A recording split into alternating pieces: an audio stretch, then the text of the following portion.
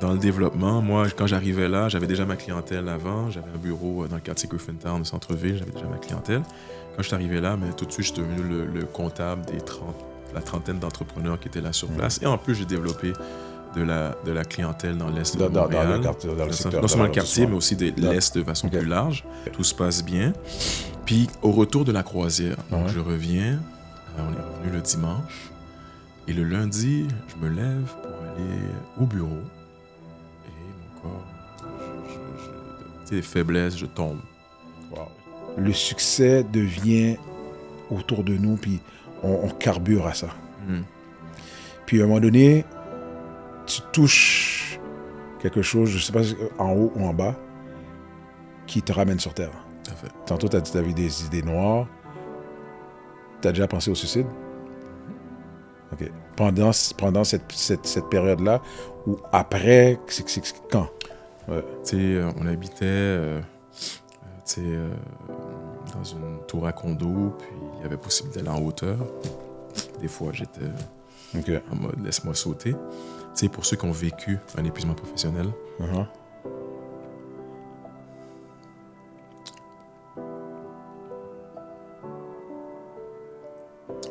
ceux qui ont vécu un épuisement professionnel, tu n'es pas certain si tu vas te relever.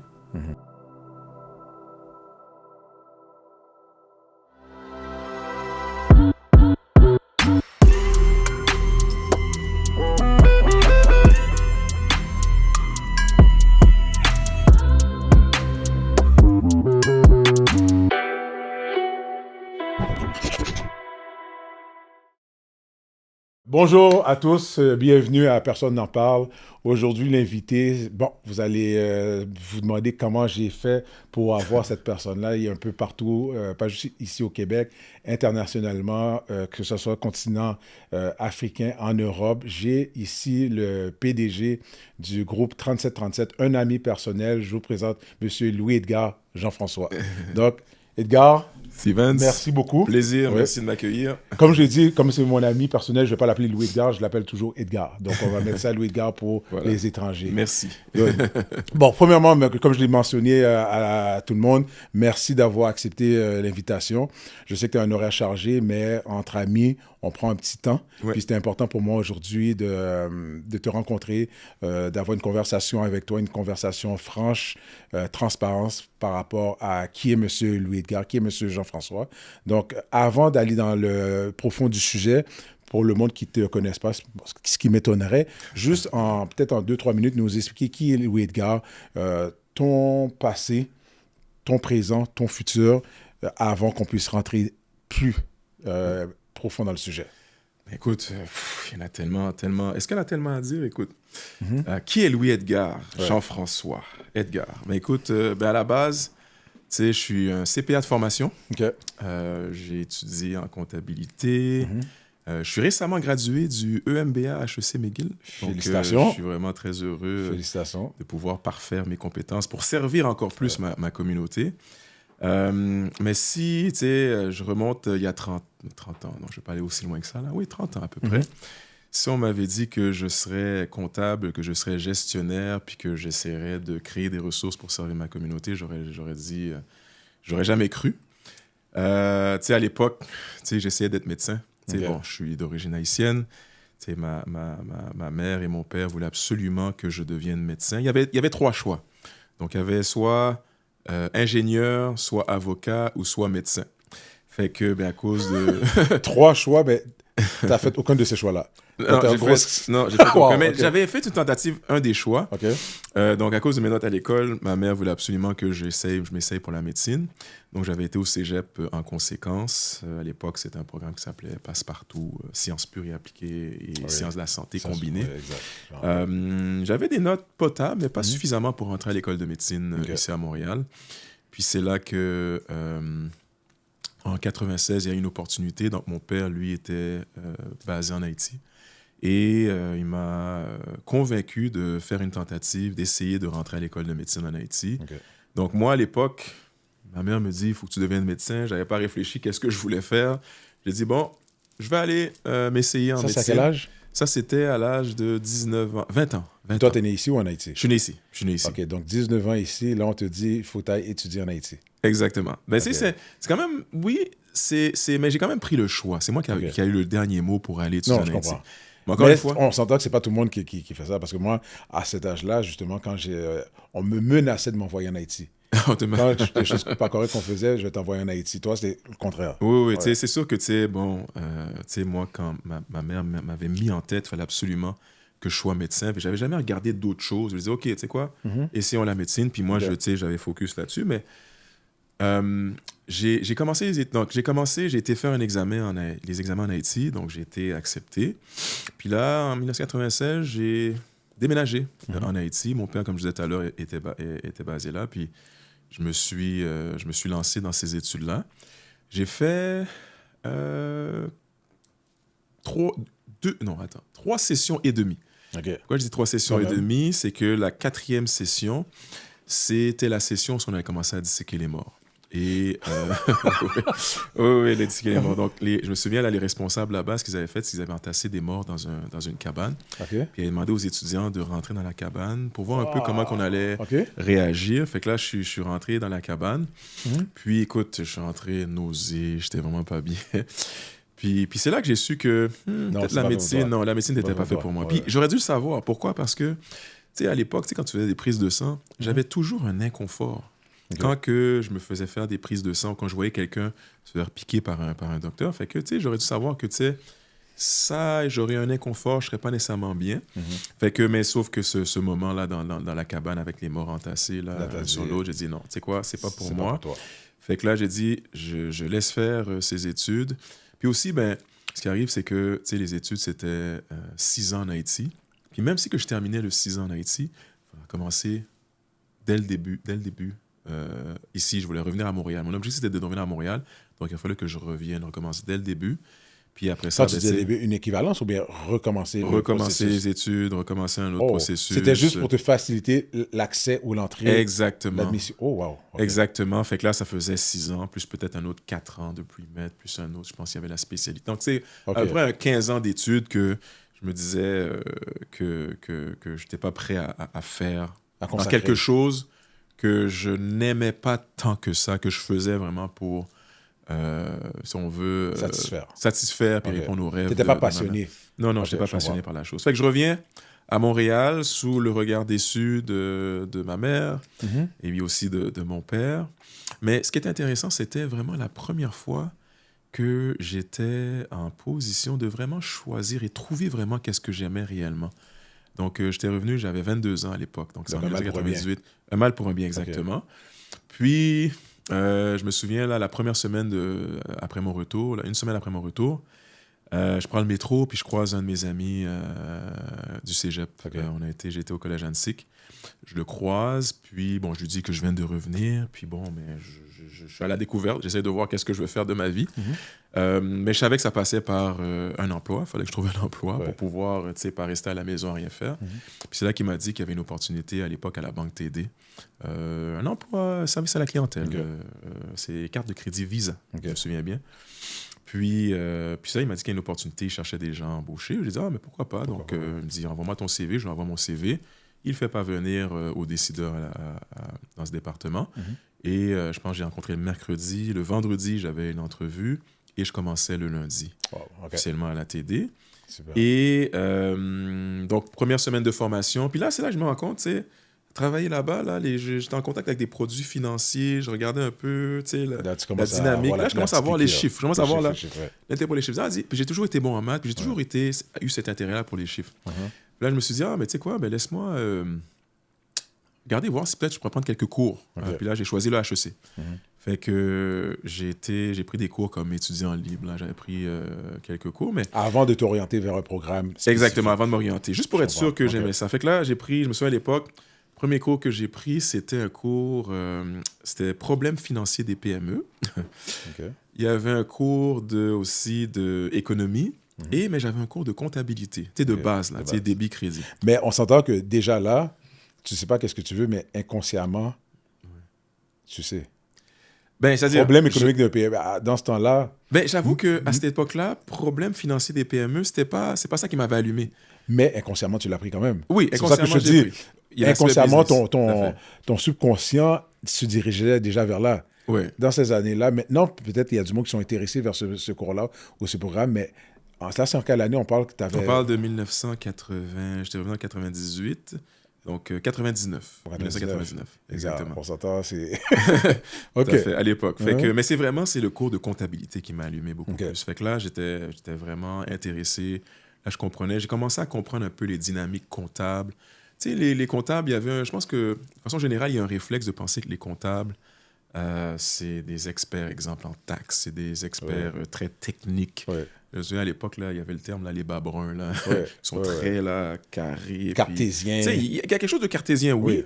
Mais ce que j'ai découvert avec ce métier-là, c'est que c'est une forme de médecine, mais de médecine d'entreprise. Donc, les comptables, de façon plus large, sont comme des médecins d'entreprise qui sont capables de vraiment structurer, d'amener des entreprises à évoluer en fonction de conseils, en fonction d'une bonne gestion, une bonne structuration. Puis c'est là que j'ai commencé à m'intéresser plus. Fait que je me souviens aussi, j'avais pris ce cours de comptabilité, mais il y avait également un de mes collègues à l'époque. Lui était dans la comptabilité depuis un petit moment et il était dans un processus là, de recrutement auprès de cabinets comptables. Puis j'aimais voir le processus. Là. Il y a les gros cabinets qui viennent recruter des étudiants au HEC. Fait que là, je trouvais... Puis c'est là que j'étais en contact un peu avec ces cabinets-là, puis voir un peu les perspectives, devenir associé en cabinet, des trucs comme ça.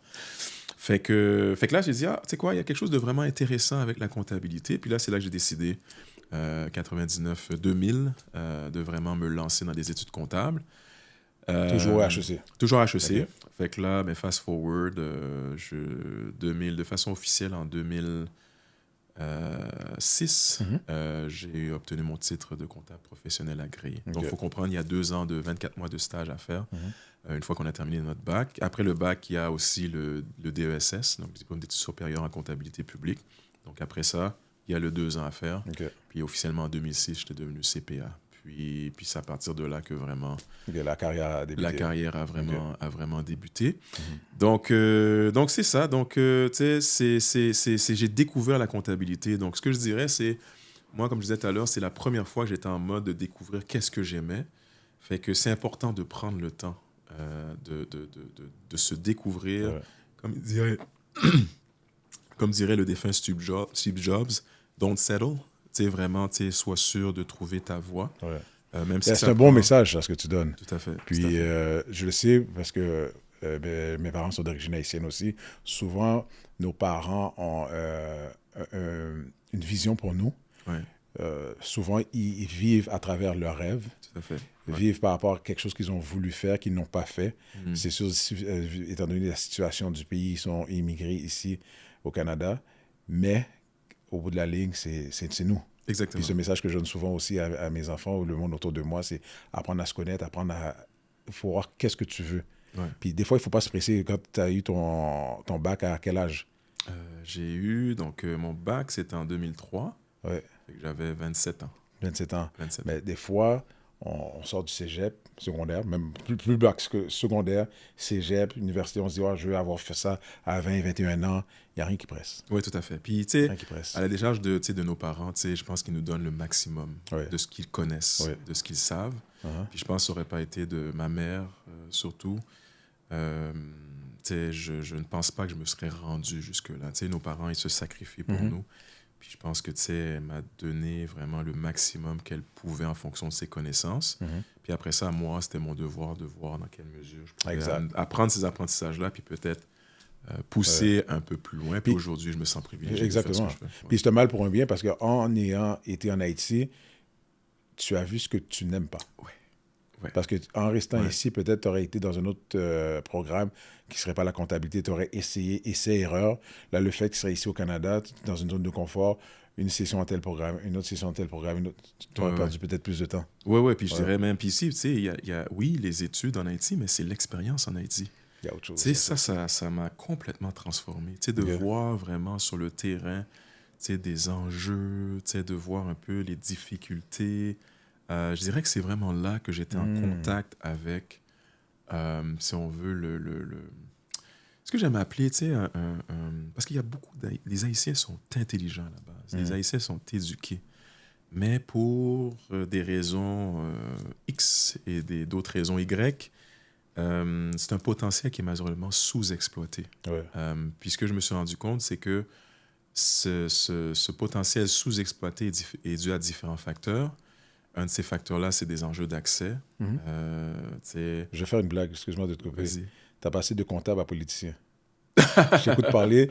Tu ne veux pas employer certains mots, dont X et Y. Oui. C'est correct. Bon, j'essaie. Ouais, bon, écoute, c'est sûr que... c'est sûr que, tu sais, non plus, tu veux pas non plus... Non, je comprends, trop... tu sais, le pays se fait tellement taper dessus pour, je pense, beaucoup de mauvaises raisons.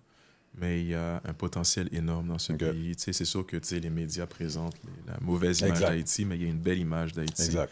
Je pense que tu y vas régulièrement. J'y étais également. Fait que, et j'ai vécu là. Donc c'est ça. Donc, c'est pas pour être politique, mais c'est juste pour je comprends. Garder cette neutralité, si on veut. Donc, à partir de là, de la CPA, bon, je sais maintenant, tu es impliqué beaucoup au groupe 3737. Bon, je t'ai présenté. Comment ça a passé d'employer ta firme en charge du groupe 3737? Parce que c'est quand même... Oui. OK. On dirait que c'est fait... Bon, je ne vais pas dire en claquant des doigts, mais si on ferme nos yeux, on rouvre nos yeux, oh, wow, qu'est-ce qui s'est passé? Écoute, c'est sûr que il y a un gros morceau de mon parcours, dans le fond, qui fait en sorte qu'aujourd'hui, je fais qu'est-ce que je fais comme travail. Donc, c'est sûr que, oui, je suis devenu comptable. Donc, j'ai travaillé dans des grandes boîtes. Je travaillais, chez Deloitte. Au départ, je me souviens, il y avait certains enjeux que j'ai vus sur le terrain qui m'ont un peu façonné le pourquoi je fais qu'est-ce que je fais aujourd'hui. J'ai travaillé également chez Bombardier, j'ai été aussi au Réseau des sports. Donc, j'ai été chercher une certaine expérience corporative qui m'ont amené, après ça, en 2009, à créer ma propre boîte, mon propre service comptable et juridique. Puis... dans le cadre de ce service-là, service comptable, je travaillais maintenant avec des entrepreneurs. Donc, je passais de travailler avec des grandes entreprises, puis là, travailler avec des PME, des plus petites entreprises, des entreprises en démarrage. Puis c'est là vraiment que, tout à l'heure, je mentionnais en Haïti des enjeux d'accès, mais c'est là que j'ai vu que ces entrepreneurs-là aussi avaient beaucoup de challenges, puis notamment, mais justement, des enjeux d'accès, accès à des capitaux importants pour le développement de leurs produits. Puis ça, c'est des challenges que tu ignorais à 100%. Exactement. À cette époque-là, j'étais en contact, je suis quelqu'un, là, quand tu vois des injustices, là, ça vient me chercher, puis ça crée quelque chose en moi, un certain désir de vouloir contribuer à faire la différence. Fait que c'est ça. Fait que, je parlais d'enjeux d'accès à des capitaux, enjeux d'accès à des ressources, enjeux d'accès à des réseaux. Des entrepreneurs, je vais faire je vais donner un exemple. Je me souviens, à l'époque, j'avais 2 clients qui avaient le même type d'entreprise, là, la gestion de personnel, tu sais. Et un de ces clients-là, c'était quelqu'un, c'est un Québécois blanc.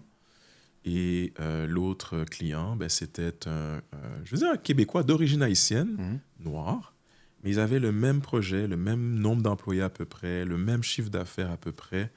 Ils ont été demandés un financement à la même institution financière. Pas la même succursale, mais la même institution financière. Le Québécois blanc, lui, son projet s'est vu octroyer le financement.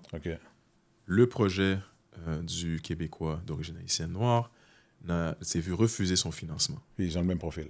Le même profil. Et le même crédit aussi, le même profil. Ça, j'ai demandé crédit, état financier. Exactement, tout le même profil. Fait que c'est ça que je me suis impliqué. En bout de ligne, on a été à l'institution financière, puis en bout de ligne, le financement a été octroyé. Mais c'est pour dire que c'est là vraiment que ça m'a frappé très fort, c'est qu'il y a vraiment des enjeux d'accès qui est lié à ce qu'on a travaillé à sensibiliser tout ce qui est biais systémique, aussi dans les postes décisionnels, mais il y a moins de gens issus de la diversité. Donc ce facteur-là t'a motivé vraiment à faire ce que tu fais en date d'aujourd'hui. Mais il y a ça. Ça a comme un peu mis certaines bases. Oui, je comprends. Ouais. Mais après ça, écoute, j'avais ma boîte. Puis après ça, développement de la boîte. Écoute, ça a très bien été, notamment quand j'ai intégré, si on veut, au départ, le nouvel écosystème de ce qu'allait devenir le groupe 3737. Okay. Donc, à l'époque, vous connaissez tous, Franz Saint-Élémy et sa femme Vicky Joseph ont eu l'idée de réunir des entrepreneurs pour que ces entrepreneurs-là puissent travailler ensemble, synergiser ensemble. Moi, à l'époque, j'étais le comptable de Franz et Vicky, exactement. Okay. Puis quand ils sont venus avec l'idée de mettre en place cet écosystème-là, ils m'ont approché, d'une trentaine d'entrepreneurs, ils m'ont approché pour voir est-ce que ça m'intéressait de m'intégrer dans cet écosystème-là. Donc, je suis comme un peu affectueusement appelé un bébé 3737, parmi les 30 premiers entrepreneurs, un genre entrepreneur fondateur, si on veut. Puis, en intégrant cet écosystème-là, ben, c'est là que j'ai vraiment, encore une fois, continué à avoir certains enjeux, surtout dans le quartier Saint-Michel, parce qu'on s'est installé dans le quartier Saint-Michel, dans l'optique de faire un changement dans ce quartier-là à la base. Puis, ben, écoute, dans le développement, moi, quand j'arrivais là, j'avais déjà ma clientèle avant. J'avais un bureau dans le quartier Griffintown, au centre-ville, j'avais déjà ma clientèle. Quand je suis arrivé là, ben, tout de suite, je suis devenu le comptable la trentaine d'entrepreneurs qui étaient là sur place. Et en plus, j'ai développé de la clientèle dans l'Est de Montréal. Dans le secteur, non seulement le quartier, mais aussi de l'Est de façon plus large. Mais ça, c'est bien. C'est une bonne croissance, bon développement de clientèle. Mais par contre, puis ça, c'est une erreur de gestion. On parle d'apprendre de ses erreurs. Donc, la boîte a connu une croissance fulgurante. J'ai pu embaucher plusieurs employés, faire affaire avec plusieurs sous-traitants. Mais par contre, j'étais le seul CPA du groupe. Okay. Ce qui faisait en sorte que je faisais des 100-120 heures par semaine pendant presque 3 ans et demi. Fait que ce qui devait arriver arriva. Mon corps m'a lâché, puis c'est là que j'ai fait un sévère, quand même intense épuisement professionnel. Donc, puis au départ, quand tu faisais les 100-120 heures par semaine, c'est sûr, sur le coup, tu le vois pas. Tu veux juste travailler. Tu es dans l'action. C'est dans l'action, exactement. C'est l'action, puis tu fais exploser ton entreprise. Il y a une belle croissance en peu de temps. Ouais. Fait que toi, j'imagine, c'est comme wow. C'est ça. C'est en mode livraison, dans le fond. Fait que là, tu as tellement de clients. J'avais plus d'une centaine de clients corporatifs. Toi, tu livres. Tu livres. Puis aussi, ben, moi, j'avais un défaut à l'époque. Puis j'ai toujours ce défaut-là, de faire passer les autres avant moi. Donc, tu sais, moi, je me donnais pour mes clients. Ils m'appelaient le vendredi soir à 11h le soir. Le samedi, j'étais en plein souper avec ma famille. Puis moi, je vais essayer de l'aider le plus possible le dimanche. C'était non-stop. Ça n'arrêtait pas. Puis là, c'est arrivé ce qui est arrivé. Puis là, c'est ça. Fait que c'est arrivé, qu'est-ce qui est arrivé. Puis je te dirais que c'est là vraiment que, tu sais, pour ceux qui ont vécu un épuisement professionnel,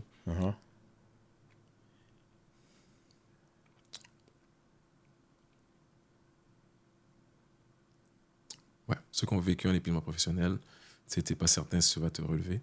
Tu sais, il y a des idées noires, tu penses que, tu sais. Puis, dans mon esprit, je me suis dit, si un jour je m'en sors, parce que tu n'es pas dans un esprit positif, tu es plus dans un esprit plus tu te négatif, disais vraiment, si un jour je m'en sors? C'est ça, si un jour je m'en sors. Okay. Mais tu sais, j'aimerais faire quelque chose qui fait de l'impact, qui fait une différence, dans le fond. Pour non seulement ma communauté, mais tu sais, tout ce qu'il y a à l'injustice, tu sais, des enjeux quelconques. Puis, tu sais, j'ai choisi vraiment de travailler à voir comment je peux contribuer à adresser des enjeux que vivent les gens issus de la diversité ethnoculturelle, mais en allant vraiment dans des communautés qu'on jugeait prioritaires à l'époque, que je jugeais prioritaires. Puis c'est là que, donc, j'arrête à peu près 1 an. Vraiment, j'ai passé 1 an là sur un divan. Excuse-moi de te couper, avant d'aller plus loin, on est là vraiment pour, comme on dit, personne n'en parle, pour le côté que le monde ne connaisse pas de Edgar. Quand tu dis que ton corps t'a lâché, quels ont été les symptômes? Comment tu sais que ton corps t'a lâché? Parce qu'à un moment donné, tu travailles, ça se fait que tu es malade, puis tu veux tellement travailler, tu continues.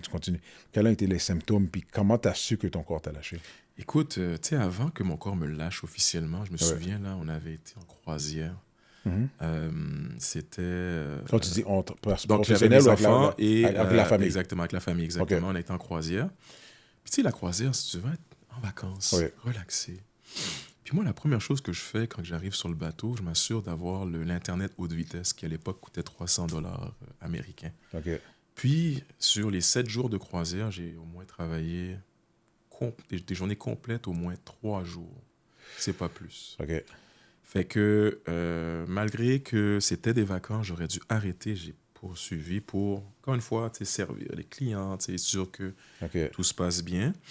Puis, au retour de la croisière, donc je reviens, on est revenu le dimanche, et le lundi, je me lève pour aller au bureau, et mon corps, des faiblesses, je tombe. Wow. Là, je dis, mais qu'est-ce qui se passe? Là, je me lève, puis là, il y a des étourdissements, puis là, c'est comme, c'est vraiment une faiblesse extrême au départ. Fait que là, au début, je me dis... C'est bizarre, tu reviens de vacances. C'est ça. Fait que là, je me dis, mais je suis fatigué, là. Fait que, OK, fait que regarde, d'abord, laisse-moi prendre un petit moment à la maison, là, je vais essayer de décrocher. Mais sauf que, après, peut-être j'ai fait une semaine à la maison, ça s'améliorait pas.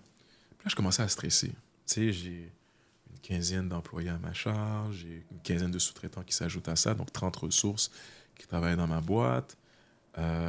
Si le CPA n'est pas là pour gérer la clientèle, les trucs, la boîte allait avoir un ralentissement.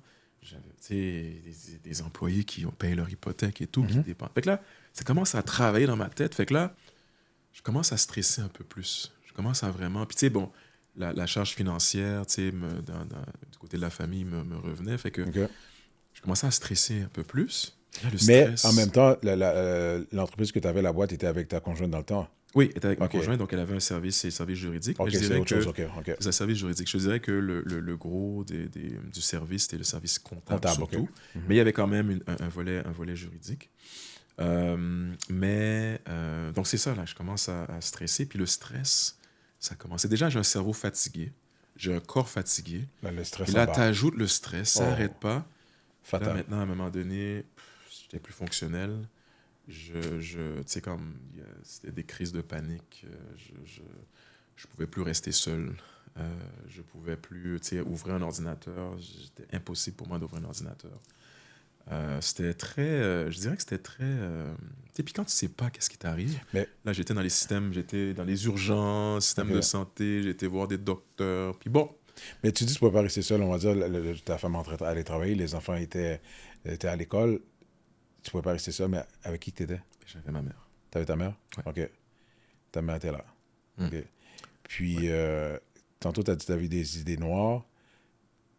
Tu as déjà pensé au suicide? OK. Pendant cette période-là, ou après, c'est quand? Écoute, c'était tous les jours.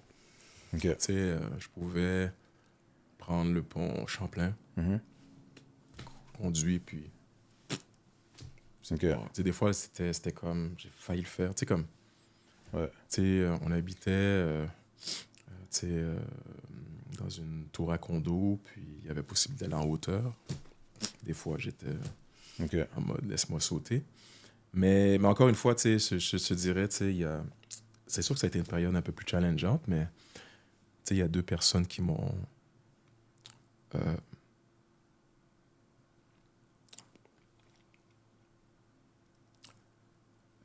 deux bénédictions, j'appellerais. Donc, mes enfants, tu sais, de voir leur innocence. Tu sais, c'est sûr que, oui, mon fils, à l'époque, était à la garderie. Ma fille était au primaire.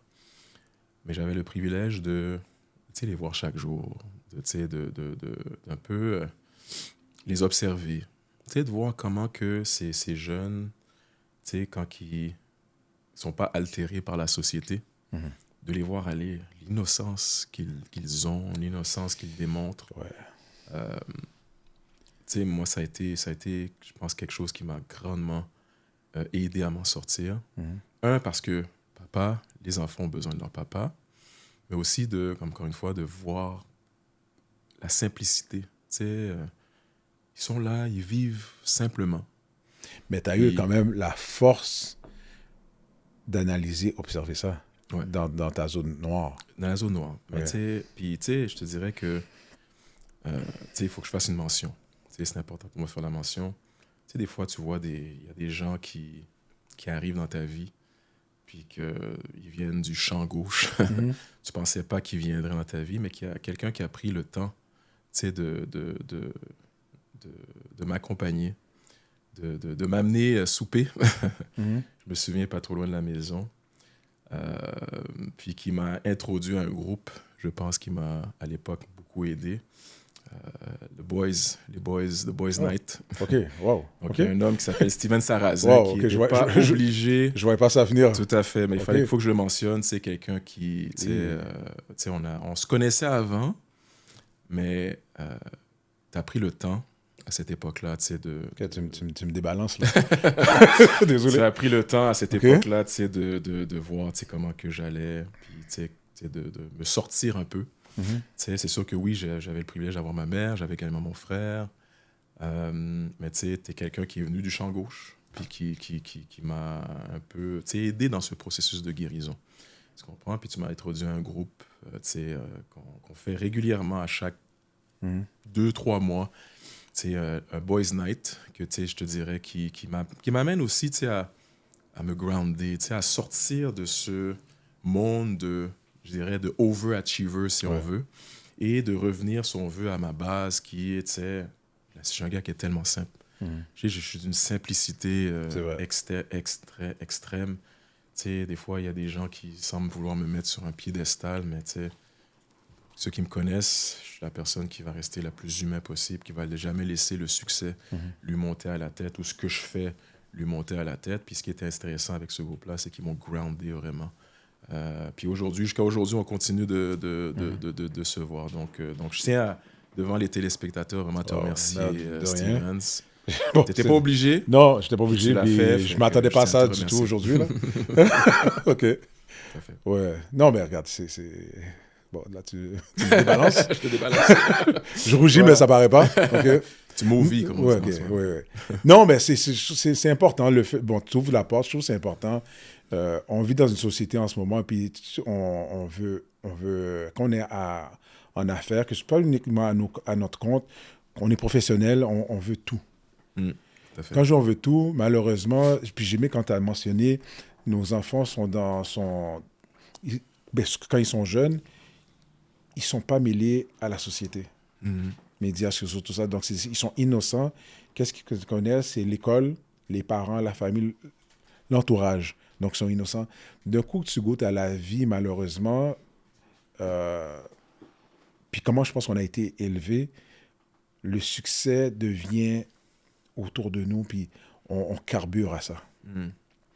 Puis à un moment donné, tu touches quelque chose, je ne sais pas, en haut ou en bas, qui te ramène sur terre. Puis, comme tu le dis, le corps ne ment pas. Ça t'affecte physiquement, mentalement. Puis là, à un moment donné, tu te poses des questions. Puis je sais pas, il y a certaines personnes, malheureusement, ils n'ont pas d'enfants, ils atteignent ce niveau-là. Puis comme tu l'as dit, souvent, notre big why, ce qui nous tient en vie, c'est nos enfants. Donc, les personnes qui n'ont pas d'enfants, je me demande comment ils font. Puis c'est pour ça que c'est important. Moi, j'ai plusieurs groupes, que ce soit Mastermind, Boys Night, j'ai un groupe de cigares. Maintenant, un petit groupe d'auto, des petites autos en été. Puis des fois, le monde me dit, c'est beaucoup, mais t'es malade? Non. Parce que la semaine, mon 9 à 5 est intense. Intense. Je fais beaucoup de choses, c'est ça qui me carbure, mais en même temps, je tire la plug. Tout à fait. C'est ça. C'est ce que j'ai appris à faire avec les années, tout à fait. Puis, tirer la plug, des fois, tu dis, je vais en vacances. En vacances, qu'est-ce que tu fais? Tu amènes ton laptop. Tu cherches le Wi-Fi. Chérie, le matin, regarde, reste avec les enfants. Moi, je m'envoie dans le lobby, je vais travailler. Tu dépends, tu tires pas la plug. C'est ça. Mais il y a certaines choses que tu fais, que ce soit entre boys, entre amis, cousins, des petits clubs, tu tires la plug pour de vrai parce que tout le monde, la majorité du temps, c'est du monde comme toi, des entrepreneurs ou des professionnels. Donc, tout le monde est là pour une raison. On ne va pas commencer à te parler d'emploi parce que, regarde, tu commences à te parler de travail. Bro.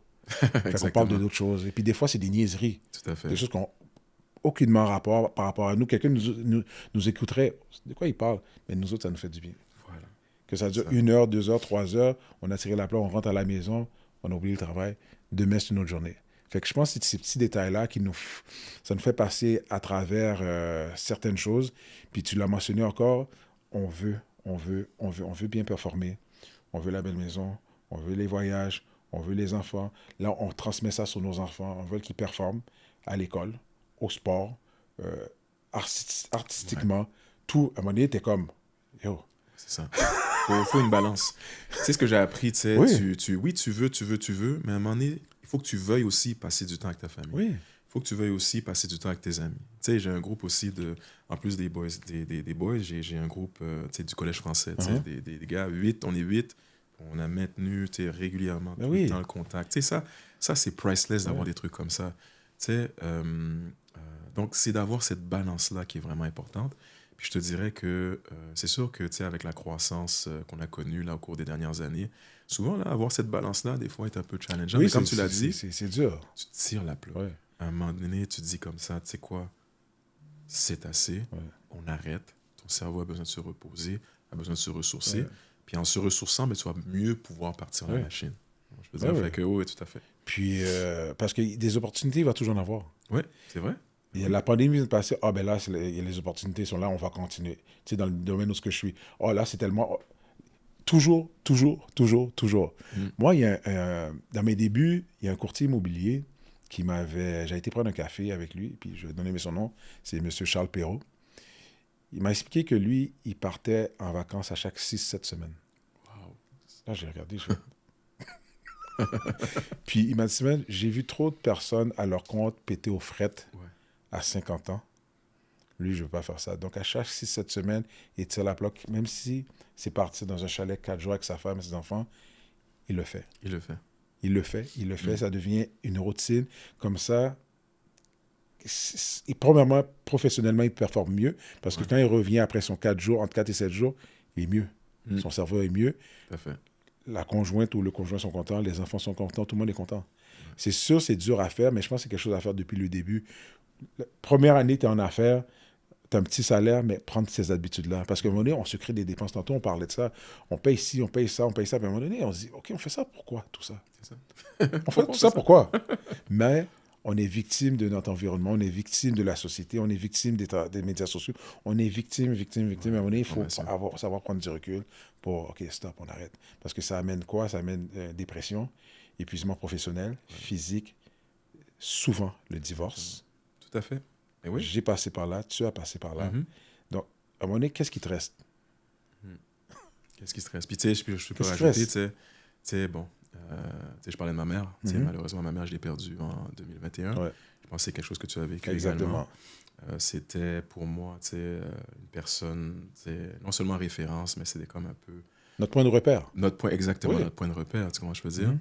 Fait que là, tu sais, quand tu regardes ça, tout le temps que tu as pris au travail, tu sais, les 100-120 heures par semaine, j'ai été privilégié par contre. C'est sûr que ma mère a été très impliquée avec moi et la mère de mes enfants pour les élever. Donc, c'est elle qui allait les chercher le soir à l'école. Ça aide beaucoup. C'est elle qui faisait les devoirs avec eux. Nous, on rentrait après. On passait du temps avec. Donc, elle a vraiment été très présente, puis ça nous a beaucoup aidé. Donc, j'étais privilégié de la voir tous les jours, presque. Par contre, je n'ai pas le sentiment d'avoir passé suffisamment de temps avec elle. Personnel avec elle. Tu sais, de personnel avec elle. Tu sais, j'ai trop donné au travail. J'ai trop mis de temps au travail. Puis c'était à refaire. Écoute, j'aurais vraiment passé encore beaucoup plus de temps avec ma mère. Donc, tu sais, c'est vraiment ça. C'est vraiment d'aller... Tu sais, avoir cette balance-là. Tu as mentionné les plateformes sociales, les médias sociaux. C'est tellement... Ça influence tellement ces plateformes-là. Puis, c'est à un moment donné, c'est d'arriver à un stade de dire comme ça, tu sais quoi, arrêtez. On décroche.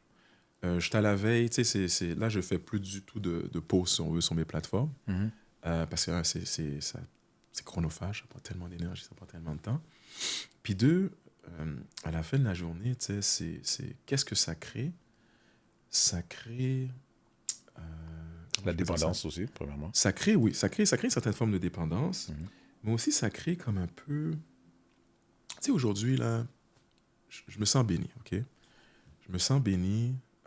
J'ai une merveilleuse équipe également. Que ce soit du côté du groupe 3737, que ce soit, exemple, je suis cofondateur aussi de la coalition FACE qui met de l'avant aussi ses cofondateurs. Je suis privilégié de faire le travail que je fais, mais les médias sociaux, moi, je me promène dans la rue, on me dit, mais on te voit partout sur les médias sociaux, mais j'ai fait aucun post. J'ai rien fait. Tu comprends ce que je veux dire? Je fais pas... Comment tu m'as vu partout? Puis là, c'est là que je réalise que les événements dans lesquels je suis, il y a des photos qui sont prises, des photos, des vidéos, là, ça se propage partout. Ça crée quelque chose, mais je trouve que souvent, ça crée quelque chose que je trouve À certains égards, fake. Irréel. Irréel. Ça crée un persona. Ça donne une image qui est souvent fausse de la personne qui est mise de l'avant. Ouais. Mais surtout, qu'est-ce que ça crée également? Il y a plusieurs personnes qui comprennent cela et qui se créent cette image-là sans nécessairement avoir de substance à l'arrière. Exact. Okay. Parce que moi, je mentionne toujours les médias sociaux. Mm-hmm. C'est toi l'acteur, le réalisateur, le compositeur. Fait que tu décides qu'est-ce que tu mets, puis comme tu dis, le fait que c'est irréel, tu te crées un personnage. Mais quand je ne suis pas nécessairement tout le monde, mais majoritairement du temps, on se crée un personnage. Exact. Puis d'où est l'idée aussi, j'ai eu ce podcast, personne n'en parle. Parce que le monde met tellement les professionnels, je ne vais pas toujours dire les entrepreneurs, les professionnels sur un piédestal, parce que ce qu'on projette, mais ce qu'il y a en arrière, tu vois ce que tu racontes, je pense qu'il y a 90% du monde qui nous écoute, te regardait, ouais, M. Edgar, mais quand tu écoutes qu'est-ce que tu as eu, puis je pense que c'est même pas terminé, tu as d'autres choses à nous raconter, il ne resterait pas dans tes culottes pour 2 minutes. Ça fait. Puis, tu sais, ce qui est aussi dommage, tu sais, quand que je regarde, c'est... bon, tu me connais, tu sais qui je suis, tu sais, j'ai le privilège d'avoir une merveilleuse équipe qui sait qui je suis. J'ai aussi, tu sais, un mentor, tu sais, qui s'appelle Franz Saint-Élémy, qui sait qui je suis. Tu sais, il y a des gens, mes enfants, tu sais, ma copine actuellement, tu sais, les gens, mon frère, les amis du Collège français, tu sais, ils savent qui je suis, puis je ne change pas à leurs yeux. Ça, ouais. Mais quand tu vois ça, tu sais, il y a cette image qui est créée, puis il y a des gens, en fonction de cette image-là, qui ne t'aiment pas. Ils t'ont jamais parlé, ils t'ont jamais rencontré.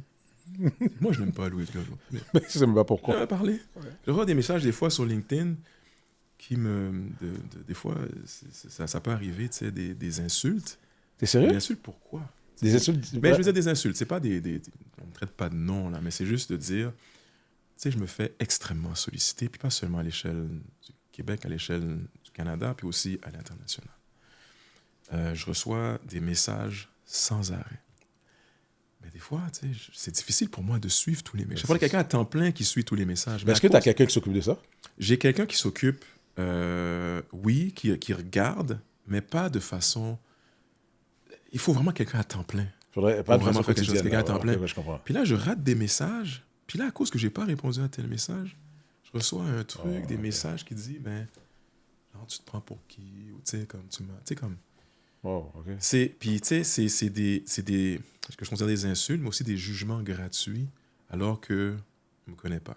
Par chance, pour une personne comme ça, il y en a 10 que les messages sont positifs, puis pour cela, je me sens béni. Mais c'est ça pour dire, c'est que les plateformes sociales, il faut juste faire attention sur l'image qu'elles créent. Il y a des images qui sont réelles, qui sont bonnes, mais il y a des images, comme tu l'as dit, qui sont irréelles, puis la population, de façon générale, a tendance à juger en fonction de cette image irréelle, mais également, des fois, en fonction de cette image réelle. Je veux dire, fait que c'est ça. Fait que c'est juste ce petit bémol-là que je mettrais sur les Non, je confirme. Souvent, moi, je n'entends pas, mais du monde qui vient de me dire « Ah, Steven se prend pour ci. » Moi, c'est une love, aucun chicane avec personne, mais juste que ce que tu peux projeter, ce que tu fais, tu as du fun avec tes amis, OK, fumer cigare, des autos, des ci, mais on travaille pour aussi. Puis, justement, ce qu'on l'a mentionné, on travaille tellement, si on n'a pas ces petites bébelles-là pour pas faire de burn-out, on va faire quoi? Là, tu vas m'haïr. Tout à fait. Okay. Mais je pense aussi, mais en même temps, sans nécessairement diminuer l'effet des médias sociaux, mais s'il étudie de la bonne façon, il peut avoir créé une influence. C'est dans le travail que je fais que je me suis rendu compte. Tu sais, je me souviens, là, quand que j'ai commencé là, comme PDG du groupe 3737, on parle de sacrifice, là. C'est un 12 mois de bénévolat, là, sans être payé, 70 heures par semaine. Puis je me souviens, à l'époque, je faisais le tour, personne ne connaissait. Bon, on ne me connaissait pas autant. Puis je me promenais pour justement établir des partenariats, tu sais, transformer le groupe 3737. Puis des fois, je faisais des appels, je rencontrais des gens. Je me disais, c'est qui ce gars-là? C'est qui ça, là, maintenant? Puis là, maintenant, aujourd'hui, c'est complètement différent. Là, maintenant, quand j'appelle, je m'en vais quelque part, on répond à moi. Là, on sait qui tu es. Je mentionne ça. Pourquoi je le mentionne? Parce qu'il y a un élément... quand on est dans le domaine dans lequel je travaille, qui est la création de ressources pour des communautés marginalisées, ben cet élément d'influence devient important. Pourquoi? Pour faire bouger des choses, pour amener à créer des ressources concrètes pour supporter ces collectivités qui, historiquement, ont vécu des défis, des enjeux d'accès.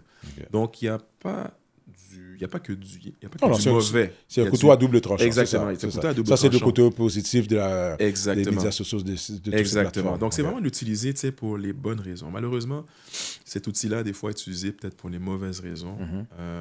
Mais il y a quand même du positif. C'est que ces plateformes-là permettent de mettre de l'avant du succès, permettent de mettre de l'avant, dans le fond, des initiatives réussies, permet de renseigner à plus large échelle, au-delà des frontières de Montréal, du Québec, sur les belles choses qui se passent ici à Montréal et dans la province. Les médias sociaux sont les médias sociaux. Ton podcast, dans le fond, il y a cette opportunité d'être diffusé de façon encore plus large à l'international. Transmettre l'information. Donc il y a du bon. Il y a du bon, exactement. Avec Mais comment tu t'es sorti de cette zone noire? Parce que là, c'est sûr, on parle de plusieurs choses. Comment tu t'es sorti de cette zone, dans cet épuisement professionnel, épuisement physique? De quelle façon? J'ai mentionné mes enfants. Donc, à la base, c'était pendant le 1 an que j'ai passé là, le plus clair de mon temps sur un divan couché à observer mes enfants. Mais mes enfants, les observant, ça m'a permis juste de me remotiver, me recentrer, puis vraiment tenter le plus que possible de voir le bon côté des choses. Puis après ça, ce qui était important, c'est d'entamer un vrai processus de guérison, donc se mettre en activité. Donc, mais ça, tu n'as pas su ça tout seul. Il y a quelqu'un qui t'a guidé. Tu es un professionnel, un psychologue ou bien un travailleur social? Oui, c'est sûr que, à l'époque, j'avais un thérapeute que je consultais, une thérapeute, je devrais dire, qui m'a donné certains outils de base sur lesquels travailler. Donc ça également, il ne faut pas avoir peur. Souvent, c'est tabou. On dit, allez voir un thérapeute ou un psychologue ou peu importe. Là, on est gêné, non. C'est des outils qui sont... Tu l'as utilisé tout de suite ou mais on t'a conseillé? Parce que je l'ai utilisé tout de suite. Donc, tu n'avais pas cette barrière, tu avais quand même cette ouverture-là d'aller demander de l'aide. Oui, c'est pour quand on a vécu ce genre d'épisode-là, on est en mode comment je peux m'en sortir le plus rapidement possible. Puis dans ce contexte-là, moi, je prenais tous les outils qui étaient à disposition. Il y a un outil, par contre, que j'aurais peut-être évité. Là. On m'avait suggéré de prendre des antidépresseurs, ce que j'ai fait. Puis j'ai passé le plus clair de mon temps comme un zombie. Là. Mais bon, il semble que souvent, ces médicaments aident. Moi, malheureusement, ça ne m'a pas nécessairement aidé. J'ai pris pendant une période de 6 mois, mais je ne suis pas certain que ça m'a aidé autant que ça m'avait été vendu. Cela étant dit, donc, les enfants, ça a contribué à m'aider. Quand je commençais à aller un petit peu mieux, là, j'ai commencé à me mettre en activité professionnelle. J'ai pris des petits mandats de tenue de livre, juste pour, très simple, rien de très compliqué, pour poursuivre ce processus de guérison. Mais aussi, ce que j'avais fait, c'est que pendant mon épuisement, donc moi, l'intention, c'était quoi? C'est que j'avais mis un peu ma boîte comptable en pause. Mais et les employés? C'est ça. Fait que les employés, dans le fond, ce que j'avais fait, c'est que j'avais fait venir un associé. Donc, cet associé a commencé, a un peu pris la relève de la clientèle. Puis l'idée, c'était quoi? C'est que moi, je revienne avec maintenant de l'aide. Donc, un autre associé, CPA. Mais malheureusement, en revenant, c'était un peu la même dynamique. Les clients, je pense qu'ils avaient acheté la boîte, mais ils avaient beaucoup acheté Louis-Edgar Jean-François, qui se démenait, les faisait passer avant, prenait du temps dans mon temps de famille pour pouvoir répondre à leurs besoins. Donc, je retournais tranquillement dans les 90-100 heures semaine. Fait que là, c'est là que j'ai pris la décision de, tu sais quoi, non, là, c'est assez, je vends la boîte et je l'ai vendue justement à cet associé. Puis, ce qui est bien, c'est qu'avec les produits de la vente, ça m'a permis de, aller voir d'autres opportunités. Notamment, j'avais fait du marketing de réseau à l'époque avec Arbonne. Puis quand on parle de sortir de ce monde de overachiever, ce qui était extraordinaire, c'est que j'ai connu une communauté extraordinaire auprès d'Arbonne qui a un peu fortement contribué à mon processus de guérison. Des gens très simples qui ne se prennent pas pour le bon Dieu, comme on dit, qui étaient, oui, voulaient faire une différence concrète pour leur famille, mais surtout qui avaient créé un esprit de communauté, un esprit d'entraide. Ça aide beaucoup. Ça a beaucoup aidé, exactement. Fait que j'ai fait pendant... Puis ça a été avec une certaine forme de succès. J'ai fait du marketing de réseau avec Arbonne.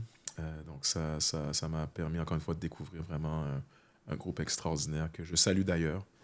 Ils vont se reconnaître. Et ça m'a aidé dans mon processus de guérison. Donc j'étais en activité, combiné aussi avec les mandats de tenue de livre. Puis aussi, je faisais des investissements immobiliers également.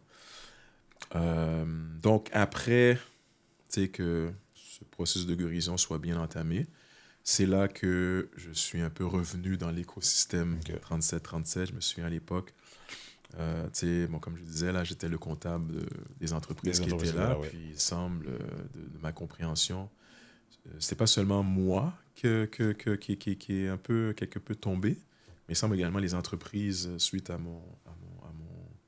mon arrêt, ont connu des difficultés. Donc l'idée, c'était quoi? C'était, de voir, avec mon retour, dans quelle mesure je pouvais contribuer à aider ces entreprises à sortir un peu des difficultés qu'elles vivaient. Donc, il y avait un élément de restructuration qui s'est fait. J'ai pris à peu près 4 à 5 mois pour le faire. Et là, après ce 4-5 mois de restructuration, c'est là maintenant je commençais à vraiment me sentir, je veux dire mieux. Je ne peux pas dire à 100% pourquoi, parce que quand on a vécu ce genre d'épisode-là, on ne peut jamais revenir. En tout cas, de mon expérience, c'est difficile, il y a toujours des petites séquelles. Mais comment tu détectes ces séquelles-là, parce que tu es quand même très sollicité? C'est sûr que c'est différent, tu as quand même une équipe, mais les petites séquelles, comment tu les décèles ou bien comment tu fais pour les éviter quand tu les vois venir? Je te dirais aujourd'hui, ce que je fais, c'est que, c'est beaucoup du mindset. Je fais beaucoup de renforcement positif. Je suis un adepte du développement personnel. Donc, c'est vraiment de travailler le cerveau, d'apprendre des situations. Parce que, les situations arrivent. Souvent, il y a des situations qu'on est habitué, il y a des nouvelles situations. Fait que c'est d'apprendre à ne pas paniquer dans ces situations. Et donc, c'est vraiment ça. Donc, c'est le premier outil, c'est vraiment le mindset. Puis après ça, il y a des signaux corporels. En grande partie, des fois, quand je vois que, des maux de tête, quand je vois que là, je suis très fatigué. Avant, même comme si j'étais fatigué, je poursuivais, je continuais, puis il semblait qu'il y avait une adrénaline qui me permettait de poursuivre. Mais le high achiever que tu es, est-ce que des fois, tu te dis, tu vois une fatigue arriver, tu dis, bon, ça va passer, laisse-moi faire un petit peu plus. Mais tout de suite, tu te dis, ah, OK.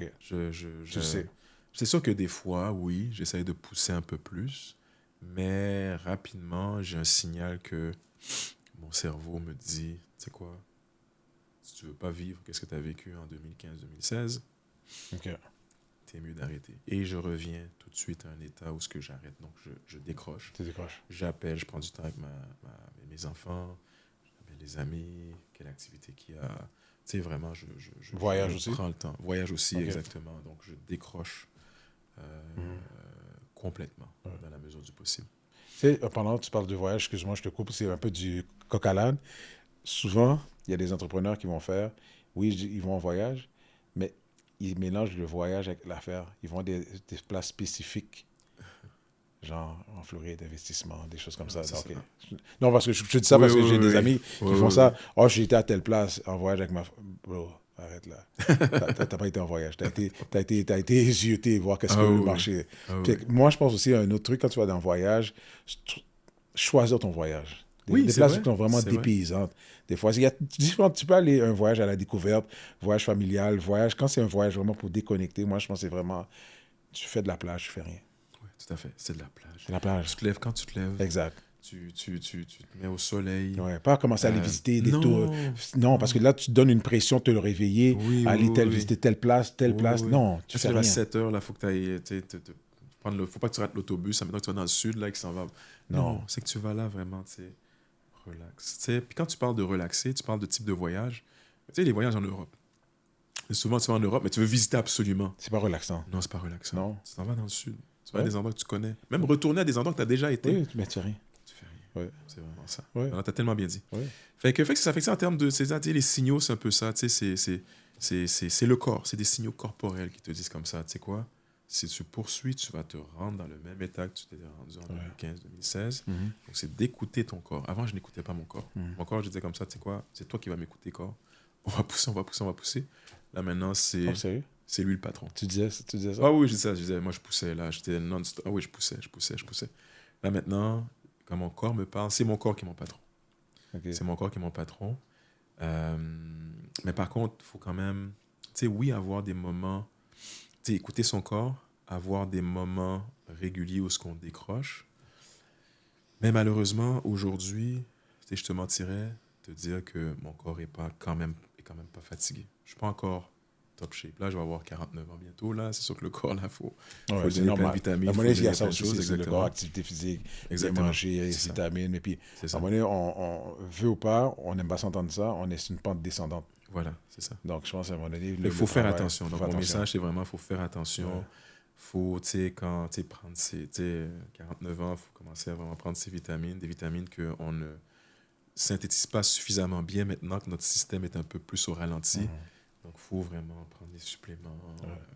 Puis quand on parle de suppléments, c'est pas excuse-moi, des stéroïdes. Ça va pas donner plus d'énergie. C'est pas pour nous permettre de faire plus. Non. Juste pour nous garder en santé et puis des fois diminuer aussi. Ce qu'on voulait... Tu sais, comme on voulait tellement, même moi, ma façon de penser professionnellement a beaucoup changé. Passer du temps avec les enfants, que j'ai plusieurs générations chez nous. Donc, c'est vraiment passer plus de temps. Oui, travailler, mais doser. Oui, exactement. Avant, tu voulais la grosse entreprise, tu voulais tout. Puis t'es quelque part, c'est ton entreprise. Non. Exactement. Tu sais, puis je prévois cet été prendre 6 semaines de vacances. OK. Tu sais, pour vraiment, tu sais, décrocher complètement. Je prévois faire ce temps-là en Afrique, faire 3 semaines en Afrique, 3 semaines dans les Caraïbes, pour vraiment totalement et complètement décrocher, se ressourcer. Ça, là, comme je dis, là, j'insiste là-dessus, là, c'est vraiment important. 1, écouter son corps. 2, de faire en sorte que si on travaille sur une longue période, à un moment donné, c'est important de prendre 1 à 2 mois de vacances complètes. Parce que si c'est seulement par coup d'une semaine, par coup de 2 semaines, règle générale, moi, je pense c'est seulement après 3 semaines que notre corps commence vraiment à se reposer. Ouais, c'est vrai. Donc, c'est de considérer, tu sais, peut-être après, je sais pas moi, après peut-être 2 ans de travail intense, avec une semaine, des 2 semaines de vacances, mais de considérer prendre plus d'1 mois de vacances consécutives. Déconnecter complètement. Exactement, pour que le corps se ressource. Parce que comme tu dis, des fois, tu pars 2 semaines, mais la deuxième semaine, tu anticipes déjà ton retour. Oui, c'est ça. Tu travailles dans ta tête, tu t'anticipes. J'ai pas fait ça, j'ai pas fait ça. Tu stresses, ouais. Puis ce qui arrive, c'est que, tu sais, oui, nous, on prend des vacances, mais le travail, lui, il prend pas de vacances. Fait que les courriels, ils reviennent. Oh! Ouais. OK. Tout à fait. Puis le message que tu aurais à donner, parce que là, tu nous as expliqué justement la zone noire que tu as vécue, les pensées suicidaires, qu'est-ce qui t'a remis, je dirais, on track, qui tu es aujourd'hui. Le message que tu as à donner, je ne vais pas dire aux professionnels, mais à tout le monde, c'est quoi? Ben, dans un premier temps, tu sais, un message extrêmement important, c'est, de s'écouter. Je pense que c'est important qu'on écoute notre fort intérieur, car souvent on a cette tendance à penser que à l'extérieur, c'est à l'extérieur que notre solution se trouve. C'est important de comprendre qu'on a une expérience, on a un vécu, on a des compétences et de prendre le temps de s'écouter, d'écouter notre expérience, d'écouter nos compétences, d'écouter vraiment ce qu'on sait de qui nous sommes. Parce que même si on va aller voir un médecin, même si on va aller voir des gens à l'externe, mais ils ne sauront pas autant que nous-mêmes qui nous sommes. Donc ça, c'est le premier élément. La deuxième chose, c'est rester authentique. Je mentionnais tout à l'heure que souvent, cette image qu'on voit là sur les plateformes sociales de Louis-Edgar Jean-François, mais souvent, c'est une image. Une image qui, à certains égards, peut être réelle, mais une image qui, à bien des égards, pourrait être irréelle. Donc, c'est de toujours ne pas se laisser influencer par ce qu'on voit, par des jugements, de rester soi-même, de rester authentique. Parce que, c'est cette authenticité qui, jusqu'à aujourd'hui, je parlais pour moi, m'ont permis de devenir qui je suis aujourd'hui. Ouais. De rester, pour ceux qui me connaissent, une personne humaine, une personne qui essaye d'être le plus homme possible, qui essaye de d'adresser des injustices et à adresser des enjeux d'accès. Donc, c'est de rester authentique, de rester nous-mêmes. On a des valeurs, de rester authentique à nos valeurs, à qui nous sommes. Ça, je te dirais que c'est les deux éléments vraiment les plus... Très beau message. Good. En tout cas, bon, je te remercie 1000 fois.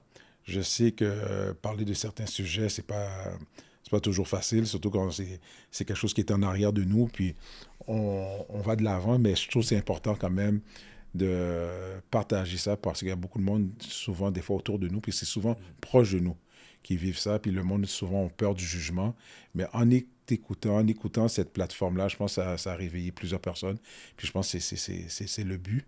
Puis moi, comme Edgar l'a mentionné, le message que je donne à tous et chacun, c'est vraiment rester authentique. T'as un problème, c'est pas regarder le voisin, la voisine, c'est être nous-mêmes. Plaire aux autres, qu'est-ce que ça fait? Ça nous amène plus de problèmes. On vit dans une ère en ce moment où la santé mentale est très présente. Bon, moi, j'ai ma conjointe qui est travailleuse sociale, donc il y a beaucoup de choses que je suis au courant. Surtout les hommes. On a un orgueil souvent qui est mal placé. On veut tout faire, on veut être le chef de la famille, on veut tout. On veut réussir, que ce soit personnel, professionnel, amoureusement. Donc, prenez le temps d'écouter votre intérieur, comme Edgar lui a dit. Parlez, consultez. Même avant de consulter, je dis souvent des fois, parler aux alentours, des amis. Des fois, on est gêné de parler aux amis, mais peut-être ton ami vit exactement la même chose. Juste le fait d'en parler enlève une charge que tu peux éviter d'aller consulter, mais il faut en parler, il faut en discuter, très important. Donc, encore une fois, merci à tous d'avoir pris le temps d'avoir écouté Personne n'en parle. Je remercie mon ami, je ne vais pas dire notre invité, ça va être mon ami Louis Edgar. Donc, n'hésitez pas à vous abonner à la chaîne Personne n'en parle. Donc, passez une bonne journée ou soirée, dépendamment c'est quand vous écoutez notre émission. Bro, good stuff. I had to elevate. I'm way up, way too fly. Yeah, I'm feeling myself. Ain't no chance I'm coming down, no. Got a soul view to myself, yeah. Why would I give it up? Why do they wanna come take my place? I work too hard for it, don't need a replacement. This my vocation. Now I got rollies all in rotation. Hop on a jet just to take a vacation. Remember the moments was trapped in the basement. Now the hard work is all taking me places. Water no blood like we trapped in the matrix. Bet on myself and go ball out in Vegas.